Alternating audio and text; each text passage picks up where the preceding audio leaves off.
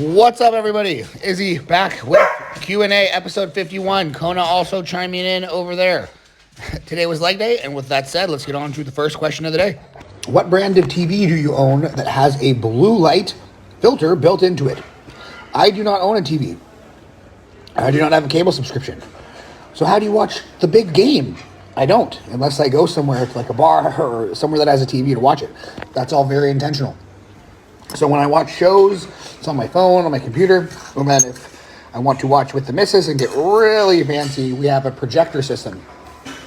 Which, I guess that's technically not a blue light filter, but it works well enough, and I rarely watch that right before bed anyway. Question 2. One side of my abs is leaner than the other. Any ideas? No idea whatsoever. Human beings are just not symmetrical. That's just not how it works. Just keep getting leaner, and if you ever want to get shredded, both sides will eventually get shredded. They still might always look a little bit different because a lot of people have asymmetrical abs where like literally the muscles from left to right are not placed exactly the same. When are we getting bodybuilding to win? Like literally never. Literally never. That's never happening. I just don't ever foresee there being a time in my life where I again go through the process of writing articles and making videos like 60 hours a week. It's just not happening. It's not worth it, for one, because nobody cares what I have to say about bodybuilding. I kind of struck gold with powerlifting to win, and that I started making that content in a time when there was no powerlifting content on the internet. Like when you typed in powerlifting on Google, this is no joke, some of you won't even believe this, like bodybuilding.com articles would come up and it'd be like, try this new powerlifting workout. And then like the second entry would be like Wikipedia and it'd be like, powerlifting is a sport where you test your max squat. That was what came up on Google for powerlifting. Should I sleep in a bed away from my partner to optimize gains? Man, whatever marginal increase in sleep quality that you get is going to be completely offset by pissing your partner off. And more importantly, the exponential decrease in the amount of times that you get laid per week, which is probably more important from a stress reduction point of view than your like micro improvements in sleep quality. Have you ever met a dude that just hasn't been laid in like 2 years? They're mad. They're mean. They're just twitchy, and like there's like something wrong, and you just want to be like, go get laid, dude. Like you don't understand. It would fix so many of these weird problems that you have, like your anger towards women and the world. You just like go get laid. So yeah, I mean, long story short, definitely don't do this unless you want to piss your partner off. Which hey, maybe you do. Have fun. Is having children worth it? Holy shit, dude. You didn't really throw me an easy one down the middle on this one, did you? I mean, I don't think there's an answer to this question. Like, there's no universal answer, no way. If you ask 10 different people, you get 10 different answers. I mean, you even ask, like, the same person at different points in their life, they'll probably give you different answers. Like, when I was 10, I probably would have told you, I want to be a mommy and daddy just like my mommy and daddy and have my own family when I grow up. When I was 20, I probably would have been like, fuck kids. Kids are a giant waste of money. Like, they're going to prevent you from traveling and taking risks and doing things that you want to do. At 30, I'm like, yeah, you know what? Kids really aren't such a bad idea. I mean, I love my dogs, and kids would be like a 10,000 times more powerful experience than that. You know, when I'm 40, you'll probably be like, if I have kids, oh, kids were the best decision I ever made. And who knows what percentage of that is true and what percentage is rationalization. It doesn't really matter. The point being, I don't even know how you put a value on something like this. It's too hard. Have you ever tried the Hammer Strength V-Squat machine? Why does this machine even exist? Yeah, it's pretty shit for quads, man, to be honest with you. It's kind of like a low bar squat. The angle of the foot plate is going in the wrong direction, so it forces you to like need even more dorsiflexion than like standing on a flat surface without heel elevation. And that makes it extremely problematic for quads. It pushes your hips back, which again is going to preferentially load the hips because the moment arms that the hips have to act against are longer than the ones that the quads have to act against. So because of that, actually, it can be a great machine for like, if you face the other direction, you can use it for good mornings. Or I guess if you wanted to use it for like a glute biased squat, you could probably do that too. But yeah, I totally agree for quad training. It's just a useless piece of shit. I would probably rather...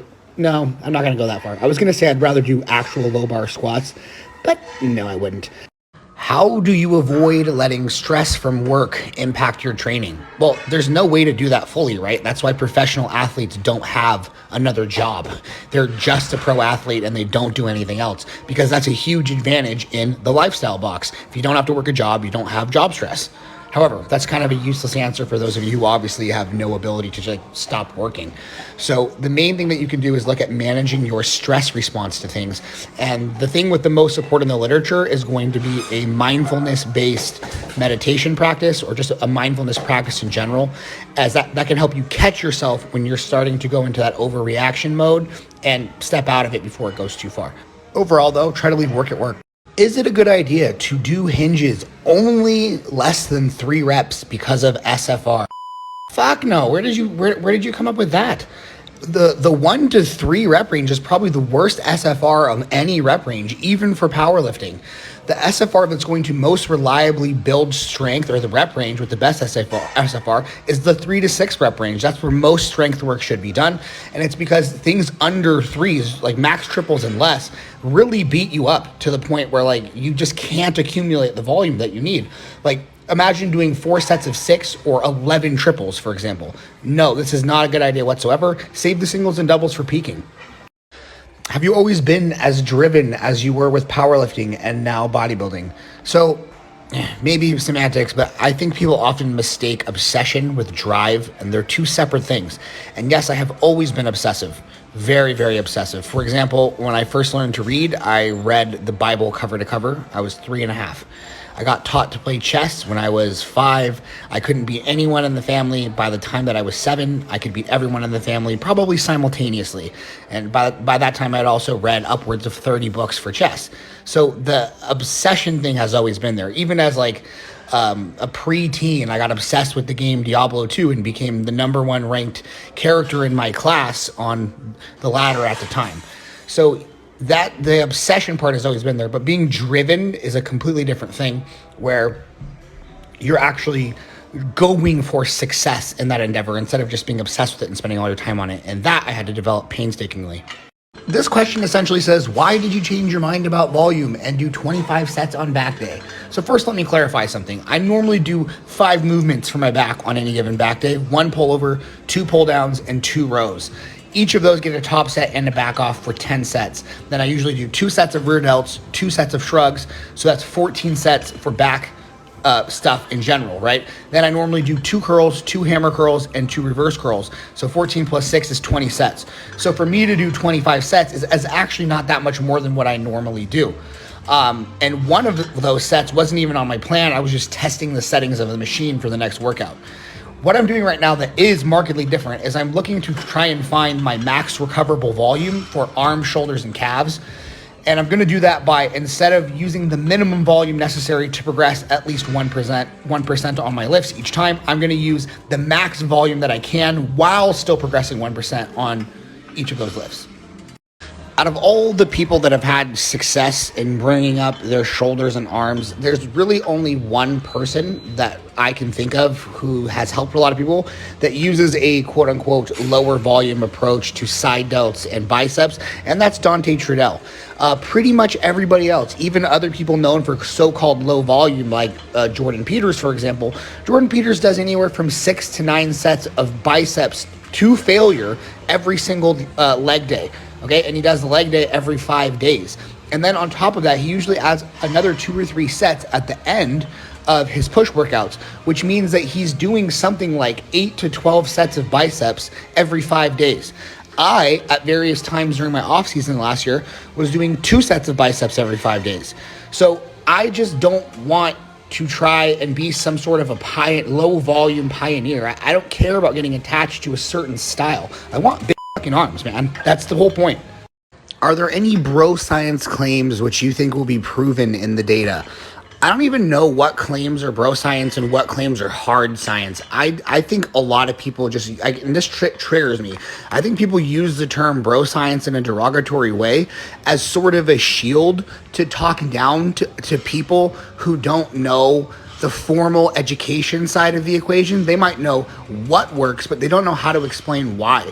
And a lot of times people will over-intellectualize this stuff so that they can use objective truth and book knowledge to hide the fact that some other person out there who doesn't understand any of that is just kicking their in the fucking trenches, getting big and strong while they at least are doing it right by the book. Let me give you a hypothetical choice. Let's say you have lagging shoulders, and you can either get advice from the person who has an encyclopedic memory of all the PubMed studies ever done on hypertrophy training, or you can talk to somebody with 30 plus years of experience coaching actual bodybuilders to their pro cards. Like, say your choice is between Brad Schoenfeld and Dante Trudel. I know that some of you are unironically going to choose Brad Schoenfeld, and you know what? All the power to you in the world, but I've seen that guy train, and there's no fucking way I'm taking his advice over Dante Trudel. Now, sometimes you get like a rare gem of a person that has both, like Dr. Mike Israetel, for example, but that's very rarely the case. So you can either have someone who operates based on theories, or you can talk to somebody who has actually used these exact methods to turn people pro. And that's such an easy choice for me.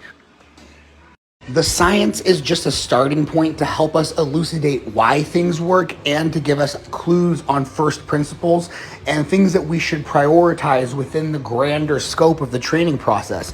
But if you look at the way that most studies are set up, they do things that nobody would ever even try.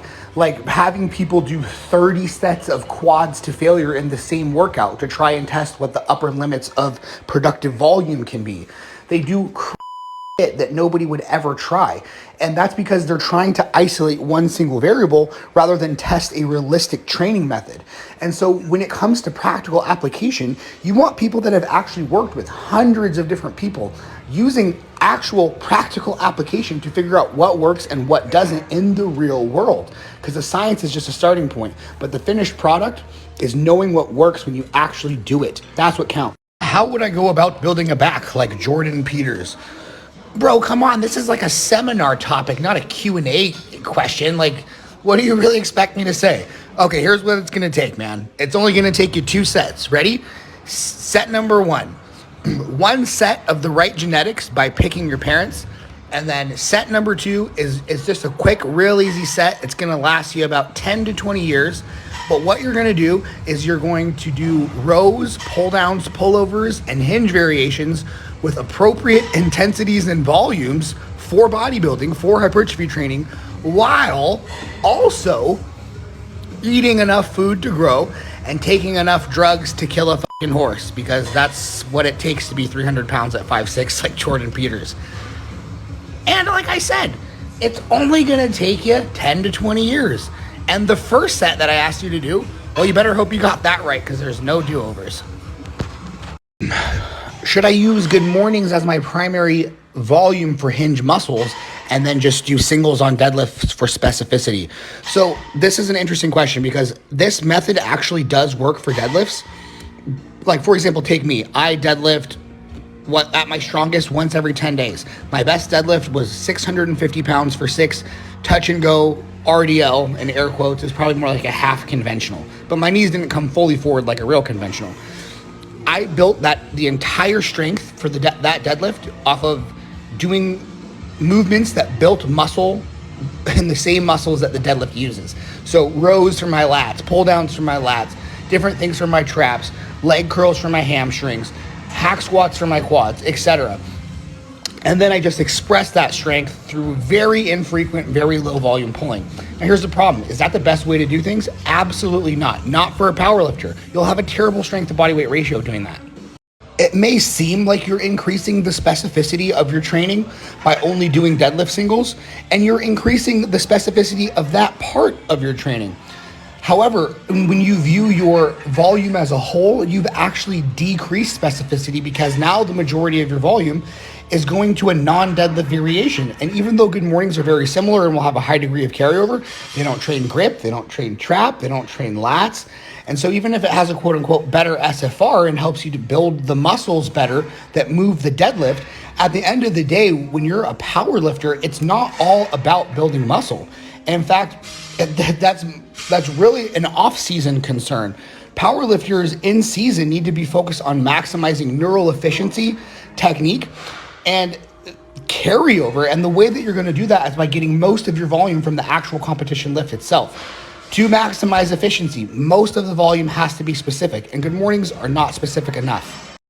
On the prime lying leg curl, should I set the resistance so that it's maximally in the lengthened position? So this is something that I've actually changed my mind on.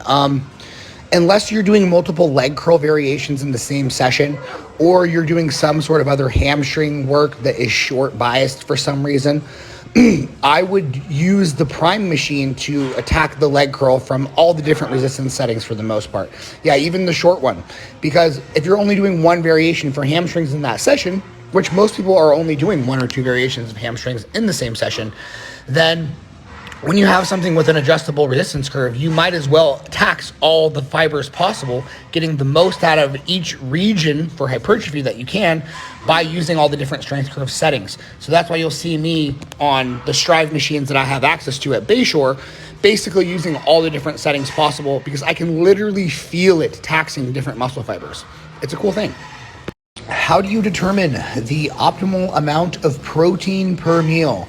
So actually, Dr. Mike Ezerteld put out a video on this not too long ago on Instagram. Basically what it breaks down to is you're looking at about 0.55 grams per kilo of body weight, which if you do the math is roughly 0.25 grams per pound of body weight. So if you weigh 100 pounds, that would be 25 grams per meal. If you weigh 150 pounds, that would be 38 grams per meal. If you weigh 200 pounds, that would be 50 grams per meal. And if you weigh 250 pounds, that would be about 62.5 grams per meal. This is assuming 4 meals per day, and that's because we know that once you eat food, you have about 5 to 6 hours of elevated amino acid levels in the bloodstream, dietary amino acid levels. And if you go longer than that, you have to pull from your own stores. So you should be eating at least every 5 hours or so, which is roughly 4 times per day. But the answer, 0.25 grams per pound. All right, everybody, you know the drill. That is the end of the video. So if you like the video, like the video. If you have any comments or questions, leave them down below. Subscribe if you haven't already. And, of course, enjoy the weird dog photo as usual. Have a good day. Bye.